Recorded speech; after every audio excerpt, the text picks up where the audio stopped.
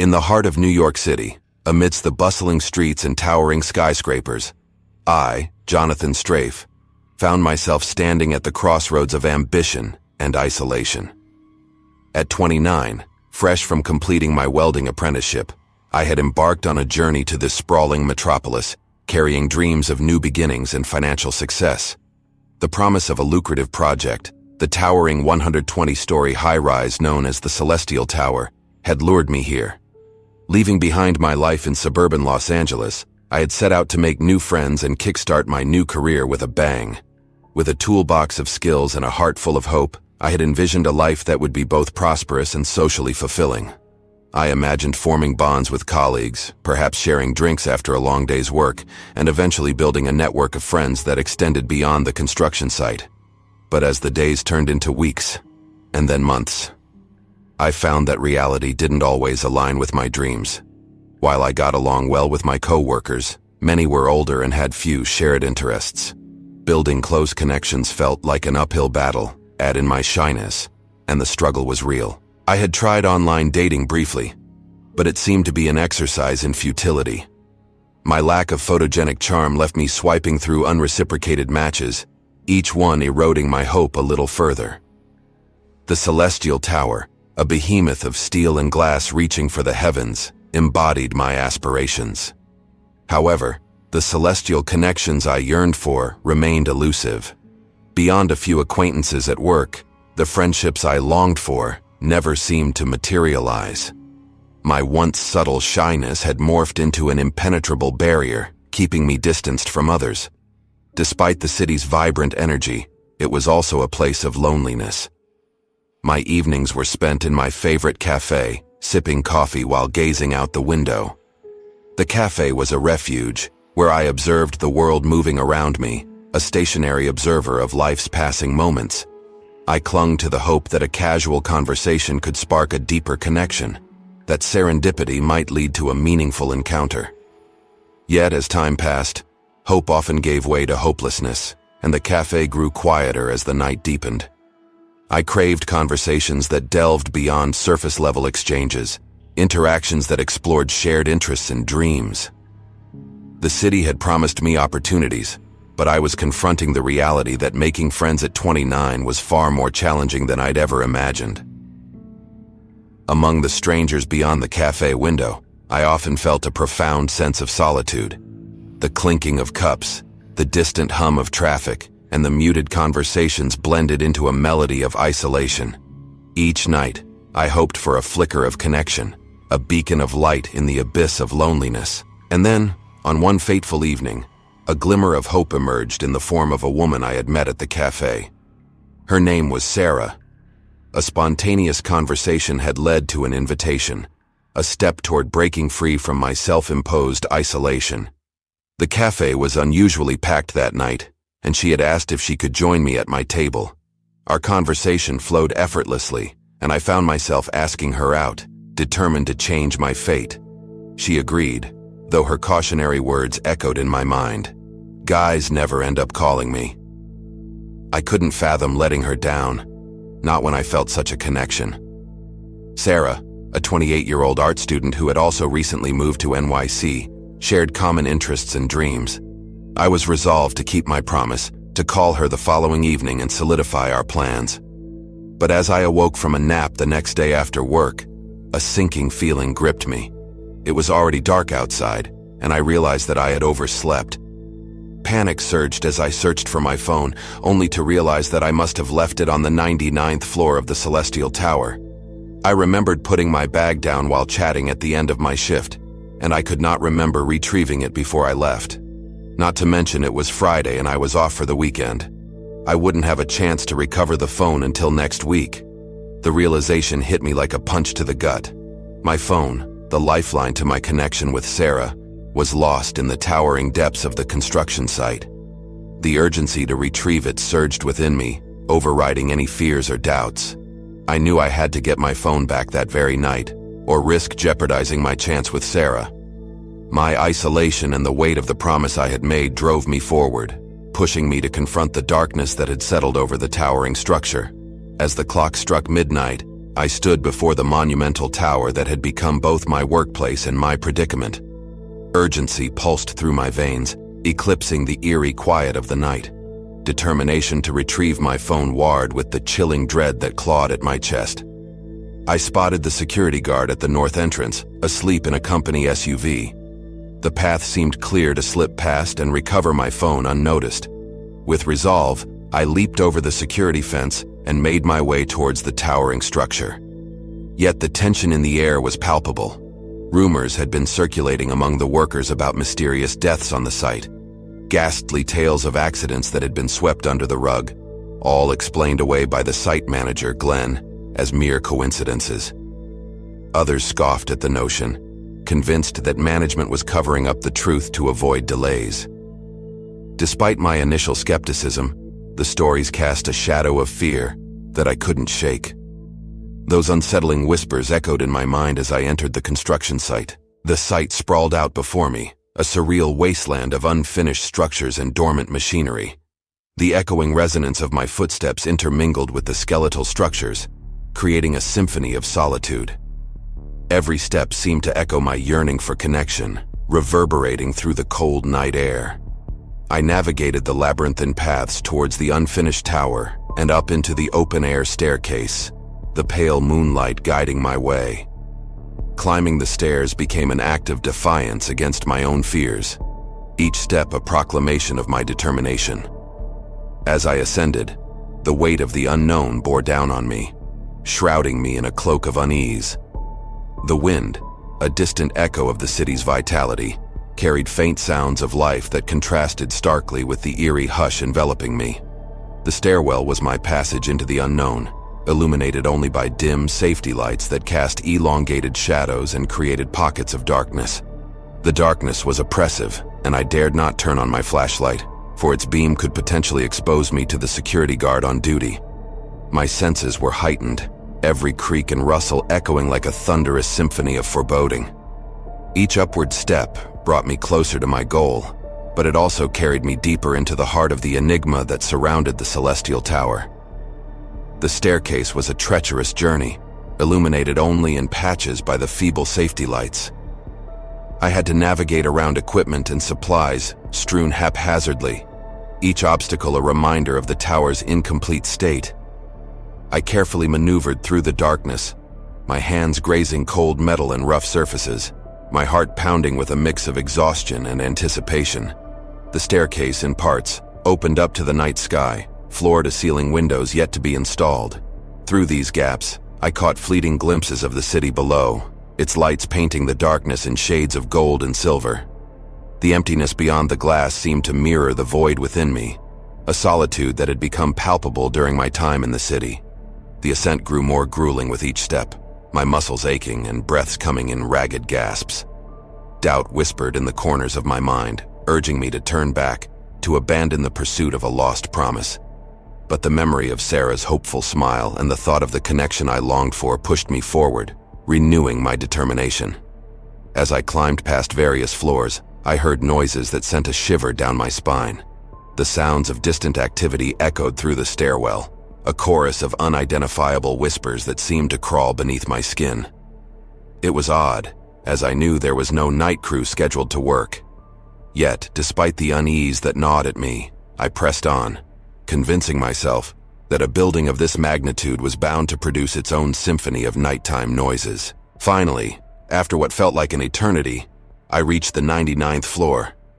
My heart raced, a mixture of anxiety and anticipation surging through me. The memory of my promise to Sarah propelled me forward, pushing aside the exhaustion that threatened to engulf me. I rounded the corner to the 99th floor and paused to catch my breath, the dim safety lights casting long, distorted shadows along the walls. I knew my phone was here somewhere, waiting to be retrieved from the depths of this enigmatic tower. In an attempt to locate my lost bag, I decided to risk switching on my flashlight. The darkness was impenetrable, and my heart raced as I scanned the area. Oddly, I couldn't see the bag in the area I had left it. As I stood puzzled amid the shadows, the eerie silence of the space was shattered by the sudden ring of my phone, a lifeline in the abyss. I heard the ring off in the distance somewhere in the bowels of the 99th floor. It was definitely my ringtone.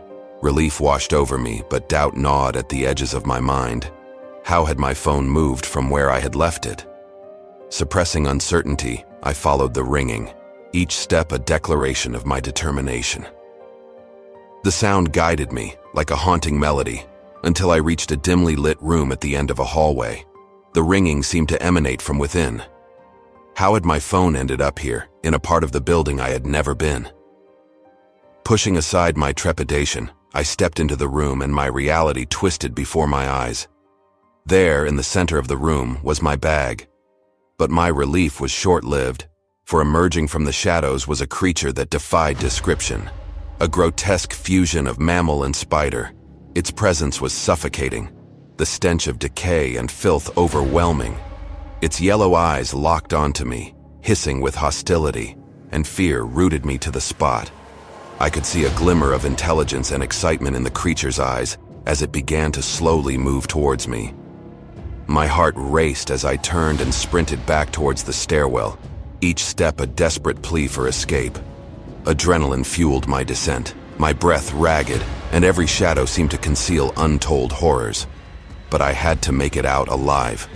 With the creature in relentless pursuit, my feet pounded on the cold concrete steps, and my breath came in ragged gasps. Adrenaline surged through me, pushing my body to its limits as I raced down the stairwell. Each step felt like a leap into the abyss, the darkness and shadows blurring into a frenzied nightmare.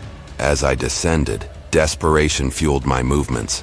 I began to leap over entire flights of stairs, my heart in my throat each time I landed, narrowly avoiding the abyss that yawned to my side. Panic threatened to engulf me, as I realized the windows on these floors had not yet been installed. One misstep, and I would plunge to my doom. The treacherous dance with gravity continued. My legs burned with exertion, and sweat soaked my clothes. The once distant sounds of the creature's pursuit grew louder, its hisses and guttural cries echoing in the confined space. It was closing in. In a moment of blind terror, I almost lost my balance. The abyss beckoned, its yawning maw ready to consume me, but with a desperate lunge, I barely managed to grab onto the edge of the stairwell railing, my feet grazing the precipice. My heart hammered in my chest as I hauled myself back to safety. I couldn't afford another mistake. With newfound caution, I proceeded more carefully, my footsteps echoing with dread. But the creature was relentless. It could sense my vulnerability. It lunged again, its grotesque appendages nearly grazing my back. A sickeningly close encounter that sent shivers down my spine. I pushed myself harder, finding reserves of strength I didn't know I possessed. With each step, I distanced myself from the creature, but the exhaustion was catching up to me. My legs wobbled and my vision blurred at the edges. I needed a plan, something to turn the tables on this abomination. My eyes scanned the dimly lit stairwell for anything I could use as a weapon, and then, on the 20th floor, I spotted it. A steel pipe, discarded and forgotten. Without hesitation, I grabbed the pipe, my fingers wrapping around its cold, unforgiving surface. It became an extension of my will, a lifeline in this nightmare. I hid in wait, my pulse pounding in my ears, the cold metal bar my only defense against the monstrosity that hunted me. The creature rounded the corner, its eyes gleaming with malice, its twisted form an embodiment of terror. It failed to notice me lying in wait, its gaping maw hungry for my flesh. With a cry of desperation, I jumped out and swung the pipe with all my might. A sickening crunch filled the air as the pipe connected with the creature's grotesque thorax. Its pained shriek pierced the night, reverberating through the stairwell. It fell, its limbs thrashing in agony, and I stumbled back, my breath ragged. Fear and adrenaline pulsed through me, a cocktail of emotions that left me trembling. But I had done it. I had turned the tables, if only for a moment. As the creature lay incapacitated, I knew I had a chance to escape. My mind raced with thoughts of survival, of putting this nightmare behind me. With the creature still howling in pain, I retraced my steps, racing down the stairwell and bursting out onto the ground level, the security fence looming before me. But before I could make my escape, Curiosity got the better of me, and I looked back. There, in the distance, the creature limped out of the building, its movements pained and sluggish. Its gaze locked onto me, and for a moment, time stood still. Then, with a final menacing glare, it turned away, heading towards the sleeping security guard. Terror gripped me as I realized the guard's fate was sealed. He continued to snooze in his vehicle, blissfully unaware of his impending doom. The creature's merciless attack unfolded before my eyes, the guard's futile struggles silenced by the monstrous entity. There was nothing I could do, no way to save him. I turned away, my mind reeling from the horrors I had witnessed. I returned home, my thoughts in a daze, my sense of reality shattered. I knew that no one would believe me, but I had to tell my story. If anything, it would likely cast me as the main suspect in the guard's death, but I knew I had to do the right thing. I promised myself I would go into work early the next day and explain the situation to Glenn before filing a police report. As I arrived on site that morning, I saw fire trucks and an ambulance parked outside. I saw Glenn and went over to him. "Glenn, we have to talk," I said. "Not now," he replied. "We had another accident last night, if you can believe it. Security guard slipped and fell down from an upper floor while doing his rounds. Seems like this site is cursed." My God, I thought.